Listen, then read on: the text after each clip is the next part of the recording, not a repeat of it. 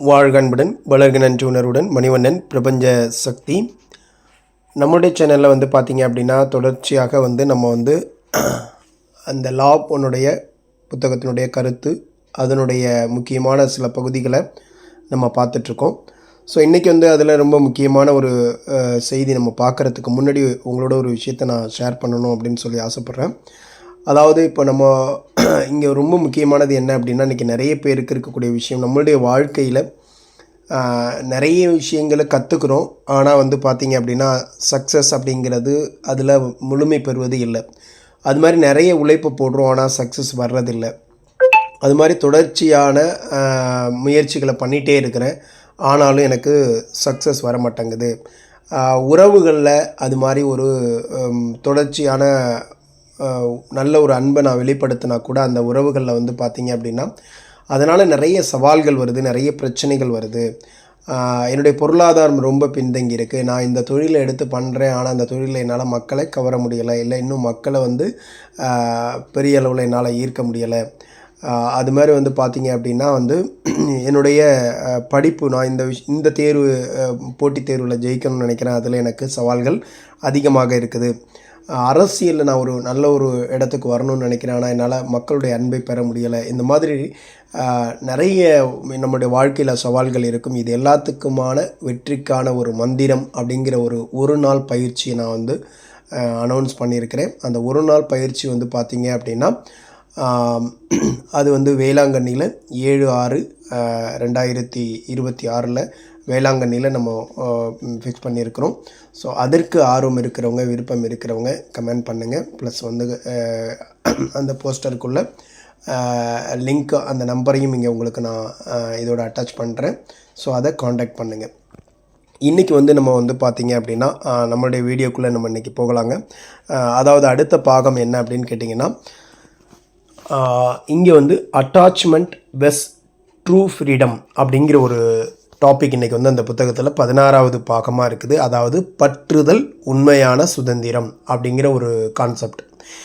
அது என்ன பற்றுதல் உண்மையான சுதந்திரம் அப்படின்னு பார்த்தீங்கன்னா, மனிதர்கள்ட்ட பெரும்பாலான நேரங்களில் இது என்னவாகும் அப்படின்னா, நிறைய துன்பத்தை கொடுக்கக்கூடியதாக இருக்கும். எதனால் வருது இந்த துன்பங்கள் அப்படின்னு பார்த்தோம்னா, அட்டாச்மெண்ட் காரணமாக தான் அந்த துன்பங்கள் வருது. அட்டாச்மெண்ட்னால் என்ன அப்படின்னா, இது இல்லாமல் நான் கம்ப்ளீட் இல்லை அப்படின்றத நம்ம நம்புகிறோம்.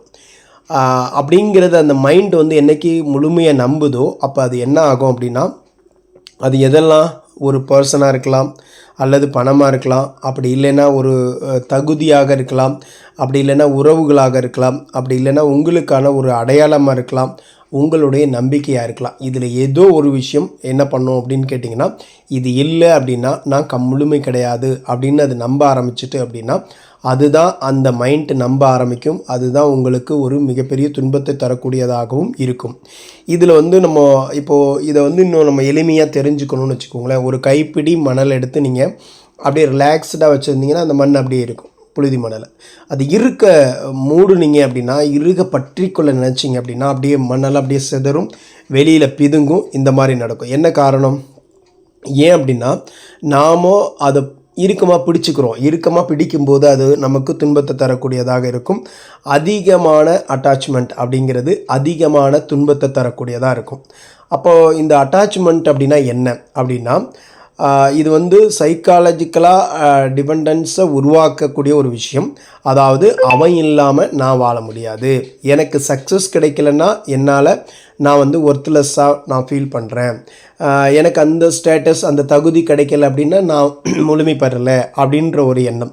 அப்போ இங்கே என்னென்னா, ஆப்ஜெக்ட் ப்ராப்ளமே கிடையாது, அந்த அட்டாச்மெண்ட்டு தான் இங்கே பெயினை உருவாக்குது அப்படிங்கிறத நம்ம புரிஞ்சுக்கணும். அப்போது இது என்ன அப்படின்னா, வெளியில் பார்க்குறதுக்கு ஃப்ரீடம் மாதிரி இருக்கும். ஒரு செயின் எடுத்துக்கோங்களேன், அது வெளியில் பார்க்குறதுக்கு ஃப்ரீடம் மாதிரி இருக்கும், ஆனால் உள்ளே என்ன இருக்கும், எல்லாமே பைண்டிங் ஆகிருக்கும், ஒன்றோடு ஒன்று பைண்டிங் ஆகிருக்கும். ஸோ அதுதான் இந்த அட்டாச்மெண்ட்டோடைய தன்மை. இந்த அட்டாச்மெண்ட் எப்படி உருவாகிறது அப்படின்னு பார்த்தோம்னா, ஈகோ மைண்ட். அதாவது அது செக்யூரிட்டியை தேடும், அடுத்ததாக வந்து பார்த்தீங்க அப்படின்னா பர்மனன்ஸ் அப்படிங்கிற ஒன்றை தேடும்.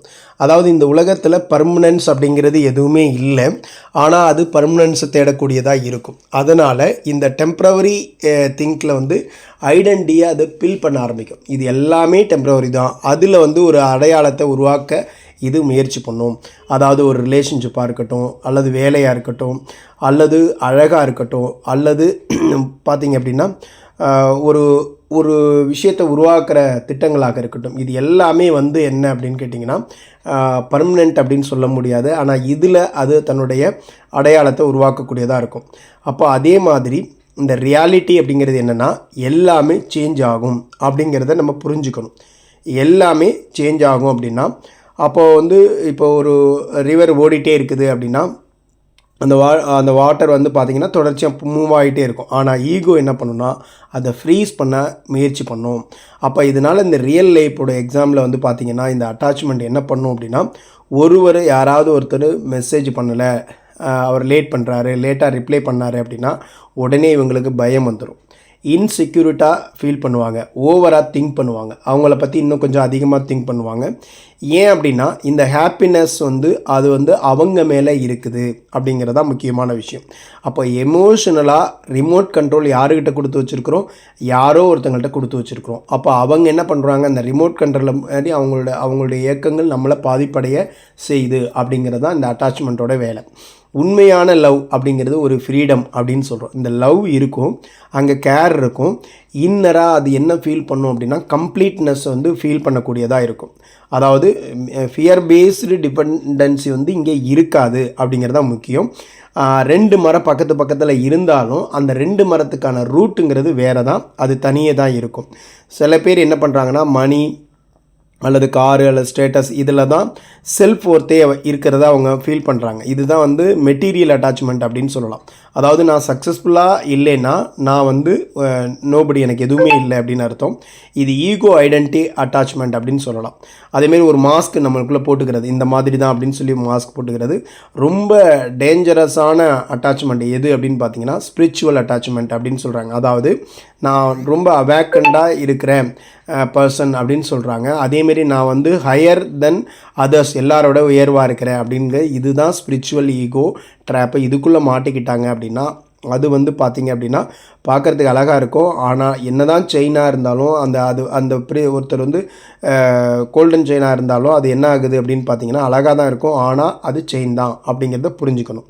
அதேமாரி உண்மையான ஃப்ரீடம் அப்படின்னா என்ன அப்படின்னா எதையும் எல்லாத்தையுமே ரிஜெக்ட் பண்ணுறது அப்படின்னு அர்த்தம் அதுக்கு இல்லை. ஆனால் ஃபிசிக்கலி ட்ராப் ஆகாமல் இருக்கிறது தான் அந்த ஃப்ரீடம் அப்படிங்கிறது. என்ஜாய் பண்ணலாம், லவ் பண்ணலாம், ஒர்க் பண்ணலாம், ஆனால் ஐடென்டிட்டி அட்டாச் ஆகக்கூடாது அப்படிங்கிறது அதில் உள்ள முக்கியமான விஷயங்க. அதேமாரி பைண்ட் ஆன் அந்த பேர்டு வந்து என்ன பண்ணுதுன்னா, பறவை என்ன பண்ணுதுன்னா ஒரு மரத்தில் உட்காந்துருக்குது. அதில் உட்காந்துருக்குங்கிறதுக்காக அது அந்த கிளையே அட்டாச்மெண்ட்டோடு இருந்துச்சுன்னு வச்சுக்கோங்களேன், அது என்ன பண்ண முடியாது, அந்த கிளையை விட்டு அது பறக்கவே முடியாது. இந்த கிளையை விட்டு பறந்தால் நான் செத்து போயிடுவேன், இந்த கிளையை விட்டு பறந்தால் எனக்கு வந்து ஆபத்து வந்துடும், இந்த கிளையை விட்டு பறந்தால் எனக்கு அவ்வளோதான், எனக்கு இந்த மரம் ரொம்ப பிடிக்கும், இந்த கிளை ரொம்ப பிடிக்கும், இதுதான் எனக்கு எல்லாமேன்னு அது நினச்சிது அப்படின்னா அந்த பறவை அங்கேயே இருந்து சாக வேண்டியது தான். ஆனால் இந்த பறவை என்ன பண்ணுது, அந்த அட்டாச்மெண்ட்டு இல்லை, அது அந்த மரத்தில் உட்காந்துருக்கு, அந்த கிளையில் உட்காந்துருக்கு, எப்போ வேணால் அது பறக்கலாம். ஸோ அந்த ஒரு ஃப்ரீடம் அதுக்குள்ளே இருக்குது. அதுதான் ட்ரூ லவ். அட்டாச்மெண்ட்டுக்கும் லவ்வுக்கும் உள்ள டிஃப்ரென்ஸ் என்ன அப்படின்னா, அட்டாச்மெண்ட்டுங்கிறது பயம் இருக்கும், ட்ரூ லவ்ங்கிறது சுதந்திரம் இருக்கும். அட்டாச்மெண்ட்டில் கண்ட்ரோல் இருக்கும், ட்ரூ லவ்வில் ட்ரஸ்ட் நம்பிக்கை இருக்கும். இது வந்து எதையாவது சார்ந்திருக்கும், இது முழுமை பெற்றிருக்கும். அது வந்து இன்செக்யூர்டாக ஃபீல் பண்ணும். இங்கே வந்து அமைதி இருக்கும், அங்கே ஈகோ இருக்கும், இங்கே அவேர்னஸ் இருக்கும். அதாவது எஸ்டிஓ எஸ்டிஎஸ் கனெக்ஷன் பார்த்திங்க அப்படின்னா, எஸ்டிஎஸ்ங்கிறது அட்டாச்மெண்ட்டு, கண்ட்ரோல். அடுத்தது வந்து பார்த்திங்கன்னா அது வந்து எதையாவது வந்து ஒரு ஆதிக்கம் செலுத்திக்கிட்டே இருக்கிறது, ஏதாவது ஒன்றில் ஒரு பொசசிவ்னஸோடு இருக்கிறது, அதை எதையாவது ஒன்று சார்ந்து இருக்கிறது. இந்த மாதிரி எஸ்டிஓ அப்படிங்கிறது அங்கே கருணை இருக்கும், நம்பிக்கை இருக்கும், எல்லாத்தையும் அலோவ் பண்ணக்கூடியதாக இருக்கும். இப்போ வந்து இதுதான் நம்ம பார்த்தோம். ஸோ அதுக்கு அடுத்ததாக ரொம்ப நம்ம முக்கியமான விஷயம் என்ன அப்படின்னு கேட்டிங்கன்னா, நம்ம அதுக்குள்ளே நம்ம இல்லாமல் இருக்கிறோம், இந்த ஈகோக்குள்ளே இல்லாமல் இருக்கிறோம் அப்படிங்கிறத வந்து, அதாவது என்ன சொல்கிறாங்க அப்படின்னா, ஃப்ரீடம் ஆரம்பம்னா நம்ம வந்து லெட்டிங் கோ அப்படிங்கிறது இல்லை. இது வந்து என்ன அப்படின்னு கேட்டிங்கன்னா, உங்களுக்குள்ளேயே அட்டாச்மெண்ட் அப்படிங்கிறது ஃபைனலாக வந்து அட்டாச்மெண்ட்டுங்கிறது என்ன சொல்கிறாங்கன்னா சைக்காலஜிக்கலாக ப்ரிசன். அது வந்து மனரீதியாக ஒரு சிறையை உருவாக்கி வச்சுக்கிறது. ஃப்ரீடம்ங்கிறது இன்னராக கம்ப்ளீட்னஸோடு இருக்கிறது, அதாவது முழுமை பெற்ற நிலையோடு இருக்கிறது. இதுதான் இங்கே உள்ளது. ஸோ இருந்தாலும் நம்ம இன்னும் கொஞ்சம் சில விஷயங்களை புரிஞ்சுக்கணும். அதாவது என்னென்னா, நிறைய பேர் என்ன நினைக்கிறாங்க அப்படின்னா, அதிகமாக லவ் பண்ணுறது அப்படிங்கிறது அட்டாச்மெண்ட். அதிகமாக லவ் பண்ணுறதுங்கிறது அதிகமாக லவ் தான் லவ் அப்படின்னு நினச்சிட்டு இருக்காங்க. அதுக்கு பேர் அட்டாச்மெண்ட். ஆனால் அது முழுமையான உண்மை இல்லை. ஏன் அப்படின்னா, அது இல்லாமல் நான் ஓகே இல்லை அப்படிங்கிற இந்த இன்னர் டிபெண்டன்ஸ் இருக்கு இல்லையா, அது இருக்கிற வரையும் அப்படி தான். இப்போ வந்து நம்ம ஏதாவது ஒரு விஷயம் தானே தனக்கு தானே அது வந்து செல்ஃபாக ஒரு விஷயத்தை உருவாக்க பண்ண முடிஞ்சுது அப்படின்னா அது வந்து ஃப்ரீடமாக இருக்குதுன்னு அர்த்தம். ஆனால் அது வெளியில் ஏதோ ஒரு விஷயத்தை சார்ந்து இருக்குது அப்படின்னா அது வந்து ஃப்ரீடம் இல்லாத நிலையில் இருக்குது அப்படிங்கிற நம்ம புரிஞ்சுக்கணும். எமோஷனலை தேடுது. இந்த லவ்வர்ஸ் அட்டாச்மெண்ட் அப்படிங்கிறது என்ன அப்படின்னு கேட்டிங்கன்னா, நான் உன்னை அப்ரிசியேட் பண்ணுறேன், இதில் என்ன இருக்குது, ஃப்ரீடம் இருக்குது, கேர் இருக்குது, ரெஸ்பெக்ட் இருக்குது. ஆனால் அட்டாச்மெண்ட் நீ இல்லாமல் நான் இருக்க முடியாது அப்படின்னு சொல்லும். இதில் என்ன பயம் இருக்குது, அதை கண்ட்ரோல் பண்ணுது, இன்செக்யூரிட்டி ஃபீல் பண்ணுது. அப்போ வந்து லவ்ங்கிறது ஓப்பன் ஹேண்டு, அட்டாச்மெண்ட்டுங்கிறது டைட்டாக மூடி இருக்கணும் இல்லையா, அந்த மாதிரியான இது தன்மை அது. அப்போ வந்து அதில் பெயின் இருக்கும், ப்ரெஷர் இருக்கும். சரிங்களா? அப்போ ஏன் அட்டாச்மெண்ட் வந்து துன்பத்தை தருது அப்படின்னு பார்த்தா, இந்த உலகத்தில் எல்லாமே டெம்ப்ரவரி அப்படிங்கிறத நாம் புரிஞ்சுக்கணும். அதாவது பீப்புள் எப்பயுமே சேஞ்ச், மக்கள் எப்பயுமே மாறிக்கிட்டே இருப்பாங்க, சூழ்நிலைகள் எப்பயுமே மாறிக்கிட்டே இருக்கும். ஸோ நம்மளுடைய உடலும் எப்பயுமே மாறிக்கிட்டே இருக்கும், அதேமாரி உணர்வுகளும் எப்பொழுதும் மாறிக்கிட்டே இருக்கும். இன்றைக்கி சந்தோஷமாக இருக்கிறவங்க எல்லா காலமும் சந்தோஷமாக இருப்பாங்களா சொல்ல முடியாது. இன்றைக்கி ரொம்ப அன்பாக இருக்கிறவங்க, இல்லை நம்மக்கிட்ட நல்லா பேசிகிட்டு இருக்கவங்க எப்பயுமே நல்லா பேசுவாங்களா அதுவும் சொல்ல முடியாது. அதேமாரி இன்றைக்கி இருக்கிற சூழல் மாதிரி எல்லா நாளும் ஒரே மாதிரியாக இருந்துருமா அதுவும் சொல்ல முடியாது. அப்போது மக்கள் எல்லாரும் ஒரே மாதிரியாக இருப்பாங்களா? கண்டிப்பாக வாய்ப்பே இல்லை. அப்போ இது எல்லாமே என்ன, சேஞ்சிங், மாறிக்கிட்டே இருக்கும். ஆனால் இந்த ஈகோ மைண்ட் என்ன பண்ணுது அப்படின்னு கேட்டிங்கன்னா, பெர்மனன்ஸ், அதாவது நிரந்தரத்தை தேடுது, நிரந்தரமாக அதை பண்ணுது. அப்போ இந்த ஃப்ளோவிங் ரிவர் போயிட்டுருக்கு அப்படின்னா அது வாட்டர் மூவ் ஆகிட்டுருக்கு அப்படின்னு அர்த்தம். ஆனால் அந்த ஈகோ என்ன பண்ணுது, அதை வந்து அந்த வாட்டரை ஸ்டே ஆகணும்னு நினைக்கிது. அப்போ அது வந்து இயற்கைக்கு மாறான விஷயத்தை பண்ண நினைக்கிது. ஸோ இது நடக்கவும் நடக்காது. அப்போ அதனால தான் துன்பம் வருது, அதனால தான் வலி வருது. அப்போ ஒரு ரிலேஷன்ஷிப் அட்டாச்மெண்ட் அப்படிங்கிறது டீப்பாக அதை பற்றி நம்ம பார்க்கணும். அப்படின்னா ஒருத்தர் மெசேஜ் ரிப்ளை பண்ணல ஒருத்தவங்களுக்கு, இல்லை நீங்கள் கால் பண்ணீங்க எடுக்கலை, ஸோ உடனே அவங்க என்ன நினைக்கிறாங்க அப்படின்னு கேட்டிங்கன்னா, அவர் என்னை இக்னோர் பண்ணுறாங்க, ஸோ அவங்களுக்கு நான் இம்பார்ட்டண்ட் இல்லை, அவங்க என்னை விட்டுட்டு போயிட்டாங்கன்னா, ஸோ இந்த மாதிரி திங்கிங் பண்ணுறது. அவங்க இப்போ எல்லாம் என்கிட்ட சரியாக பேசுகிறதில்ல, அவங்க என்கிட்ட முன்ன மாதிரி இருக்கிறதில்ல, என்னை ஏதோ அவாய்ட் பண்ணுறாங்க, இல்லை என்கிட்ட ஏதோ ஒன்று தவிர்க்க விரும்புகிறாங்கன்னு நினைக்கிறது. இதுதான் அட்டாச்மெண்ட். அப்போ மைண்ட் வந்து என்ன பண்ணுது, புதுசாக ஒரு ஸ்டோரியை க்ரியேட் பண்ணுது. இதோட ரூட் என்ன அப்படின்னு பார்த்தீங்கன்னா பயம். ஏன்னா இழந்துருவோமோ அப்படிங்கிற அந்த பயம். எமோஷனலாக எர்த்குவேக், அதாவது புதுசாக ஒரு பூகம்பம் வர்ற மாதிரி மனசுக்குள்ளே அந்த மாதிரி ஒரு பெரிய இதை ஏற்படுத்திக்கிறது. கான்சியஸான லவ் அப்படிங்கிறது என்ன அவர் நோட்டீஸ் பண்ணுவார், இன்செக்யூரிட்டி அப்படின்றதும், ஃபியர், பயம், அதே மாதிரி அட்டாச்மெண்ட், இதுவும் அதுக்குள்ளே தான் வருது. கான்சியஸ் லவ் அப்படின்றதும் அதில் வருது. அப்போது அதாவது ரியாக்ட் பண்ண மாட்டார், ஆனால் என்ன பண்ணுவார், இம்மிடியேட்லி அதேமாரி வந்து பார்த்திங்கன்னா ரொம்ப அமைதியாக கம்யூனிகேட் பண்ணுவார், இன்னராக அமைதியாக இருப்பார், இன்னருடைய அந்த அமைதி வந்து இருந்துகிட்டே இருக்கும். சரிங்களா? அப்போது இது என்னென்னா, ஒரு மரம் காற்று வந்தாலும் சரி ஸ்டேபிளாக அந்த ரூட் இருந்துகிட்டே தான் இருக்கும். என்ன நடந்தாலும் அதுக்கு தகுந்த மாதிரி மாறிட்டு ஆடிட்டு இருக்குமே ஒழிய அது எப்பயுமே ஸ்டேபிளாக இருக்கும். அப்போது மறைமுகமாக இருக்கக்கூடியது என்ன அப்படின்னு கேட்டிங்கன்னா, அவர்களுடைய ஐடென்டிட்டிக்கு நம்ம அட்டாச் ஆகிட்டாங்க அப்படிங்கிறது எப்படி தெரிஞ்சுக்கலாம்னா, நான் இன்டெலிஜென்ஸ் பர்சன் அப்படின்னு சொல்லுவாங்க, நான் ஸ்பிரிச்சுவல் பர்சன்பாங்க, நான் வந்து சக்ஸஸ்ஃபுல்லான நபர் அப்படிம்பாங்க. இது யாராவது சொன்னாங்க அப்படின்னா, இவங்களை யாராவது இந்த டாபிக் வைஸ் சேலஞ்சு பண்ணாங்க அப்படின்னா இவங்களுக்கு கோபம் வரும், ஹர்ட் ஆவாங்க. அடுத்து வந்து என்னன்னு கேட்டிங்கன்னா, ஒரு அழுத்தத்துக்குள்ளாக துன்பத்துக்கு ஆளாக ஆரம்பிப்பாங்க. ஏன் அப்படின்னா இந்த ஈகோ அட்டாச்மெண்ட் தான் இங்கே இருக்குது அப்படிங்கிறத நம்ம பார்த்துக்கணும்.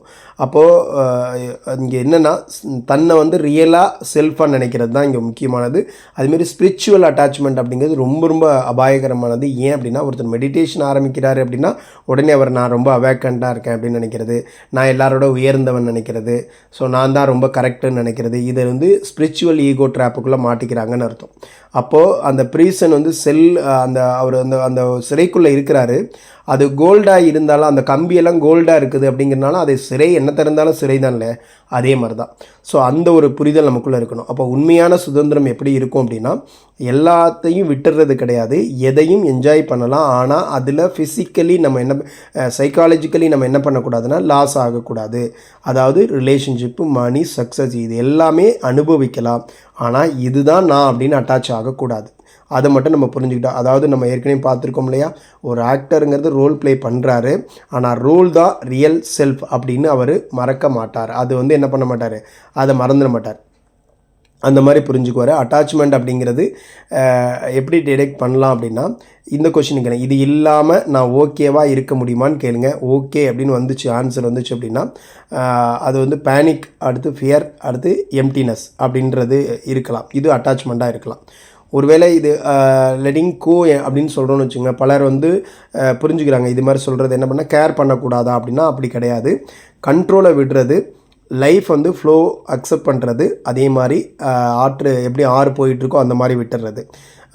டீப்பாக ஸ்பிரிச்சுவலோட உண்மை என்ன அப்படின்னா, நான் வந்து இன்கம்ப்ளீட் அப்படிங்கிற இல்யூஷன், அதாவது நான் வந்து ஏற்கனவே கம்ப்ளீட், நம்ம எல்லாருமே ஏற்கனவே ஒரு முழுமை பெற்றவர்கள் தான் அப்படிங்கிற அந்த ஒரு விஷயம் நமக்குள்ளே புரியணும். எஸ்டிஓ எஸ்டிஎஸ் அப்படின்றது பார்த்திங்கன்னா, எஸ்டிஎஸ்ங்கிறது அட்டாச்மெண்ட்டில் பொசசிவ்னஸும் கண்ட்ரோலையும் எமோஷனலாக திரும்ப நமக்குள்ளே என்ன பண்ணிகிட்டு இருக்குன்னா அந்த ஒரு அழுத்தத்தை உருவாக்கிட்டு இருக்கிறது. எஸ்டிஓ லவ் அப்படிங்கிறது ஃப்ரீடம், ரெஸ்பெக்ட் அலோவ் பண்ணக்கூடியதாக இருக்கும். அதை நம்ம புரிஞ்சுக்கணும். அப்போ ஃபைனலி வந்து அட்டாச்மெண்ட் அப்படிங்கிறது ஃபியர் ஆஃப் லாஸ், ஃப்ரீடம் அப்படிங்கிறது இன்னர் ஸ்டேபிலிட்டி அப்படிங்கிறத நம்ம புரிஞ்சுக்கிட்டோம்னா நமக்கு இதை பற்றி ஒரு நல்ல தெளிவு கிடைக்குங்க. ஏன் அப்படின்னு கேட்டிங்கன்னா, நம்ம ரொம்ப முக்கியமாக என்ன அப்படின்னா, இந்த பற்று இருக்கிறதுனால நிறைய இடங்களில் ஒரு உறவுகளில் விரிதல் ஏற்படுது. நம்மளுடைய மனசு அதனால் சங்கடப்படுது, நம்மளை காயப்படுத்திக்கிறோம், நம்மளே சங்கடப்படுத்திக்கிறோம், அதனால் நம்மளுடைய ஆரோக்கியம் பாதிக்கப்படுது. ஸோ இது அடுத்தடுத்த நிலைகளுக்கு நம்மளை கொண்டுட்டு போயிடுது.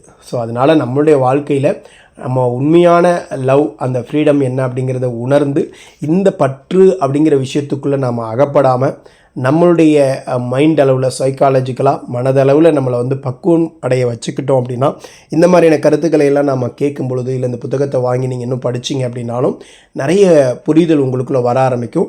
அப்போ உங்களுக்குள்ளே இன்னராக நீங்கள் நல்லா பில்ட் ஆவீங்க. ஸோ நல்ல பாசிட்டிவாக மாற ஆரம்பிப்பீங்க, ரியாலிட்டியை உணர ஆரம்பிப்பீங்க. அப்போ எல்லா இடத்துலையும் நீங்கள் என்ன பண்ணுவீங்க அப்படின்னு கேட்டிங்கன்னா, மக்களோட நல்ல இணக்கமாக பழக, எல்லா சூழலோடு வாழவும் நீங்கள் கற்றுக்குவீங்க. ஸோ அந்த ஒரு புரிதல் நமக்குள்ளே வேணுங்க. அதுக்கு இது ஒரு நல்ல டாபிக், நல்ல விஷயம். ஏன் அப்படின்னு கேட்டிங்கன்னா, நிறைய இடத்துல நம்ம தவறுதலாக அண்டர்ஸ்டாண்ட் பண்ணுவோம். இனிமேல் இதை கேட்டுட்டோம் அப்படின்னா எல்லாத்தையுமே புரிஞ்சுக்கோங்க. அப்போ நாம் என்ன மாதிரி இல்லையோ இது மாதிரிலாம் ரியாக்ட் பண்ணியிருக்கோம்ல, ஸோ இனிமேல் அந்த மாதிரிலாம் ரியாக்ட் பண்ணக்கூடாதுன்னு இல்லை. ஸோ கொஞ்சம் விழிப்புணர்வு, நான் இனிமேல் என்னை கொஞ்சம் கண்காணிக்க போகிறேன் அப்படிங்கிற அந்த ஒரு விழிப்புணர்வுக்குள்ளே வந்துட்டீங்க அப்படின்னா உங்களை அந்த இடத்துக்குள்ளே போகாமல் பார்த்துக்கும். எப்போ வந்து நான் வந்து என்னை கண்காணிக்க போகிறேன்னு நீங்கள் முடிவெடுக்கிறீங்களோ அப்போ உங்கள் மைண்ட் வந்து ரொம்ப கரெக்டான விஷயங்களை உங்களுக்குள்ளே கொடுத்துக்கிட்டே இருக்கும்.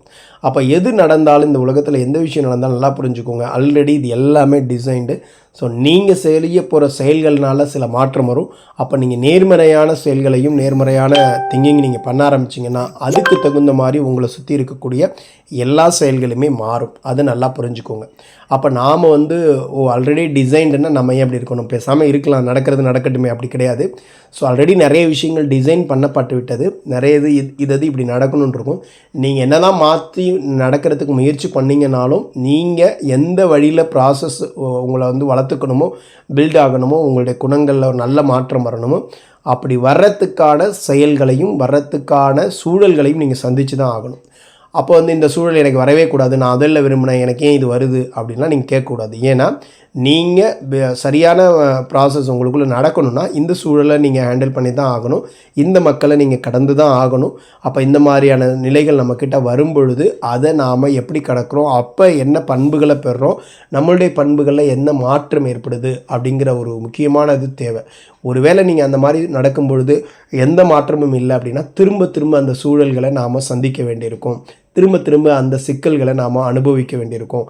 இந்த ஒரு புரிதல் இருந்துச்சு அப்படின்னா இந்த விஷயங்கள் எல்லாத்துலேயும் நம்ம ரொம்ப கவனமாக இருப்போம்.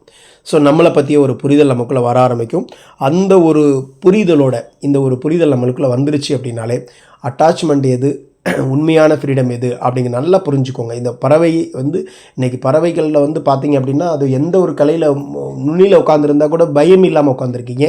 எப்போ வேணால் நம்மளால் பறக்க முடியுங்கிற அந்த நம்பிக்கை தான் அதுக்குள்ளே உள்ள விஷயம்.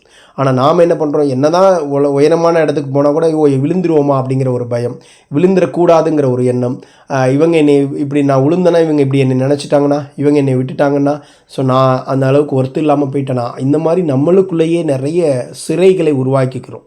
அப்படி உருவாக்கிட்டோம்னா உங்களால் பறக்க முடியாது. ஒரு நல்ல பறவை மூலம் நீங்கள் எந்த இடத்துல இருந்தாலும் பறக்க முடியாது. அப்போ நீங்கள் உங்களை முதல்ல சுதந்திரமாக வச்சுக்கோங்க. உங்களுடைய எண்ணங்களை நல்லா வச்சுக்கோங்க. கண்டிப்பாக உங்களால் எந்த சூழலிலிருந்தும் எளிதாக பறக்க முடியும்.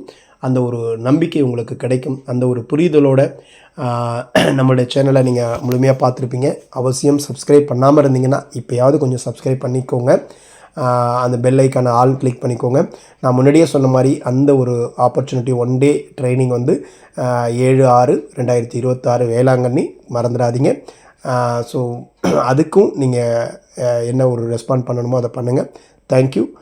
அடுத்த காணொளியில் உங்களை சந்திக்கும் வரை உங்களிடமிருந்து விடைபெறுகிறேன். நன்றி. உங்கள் மணிவண்ணன்.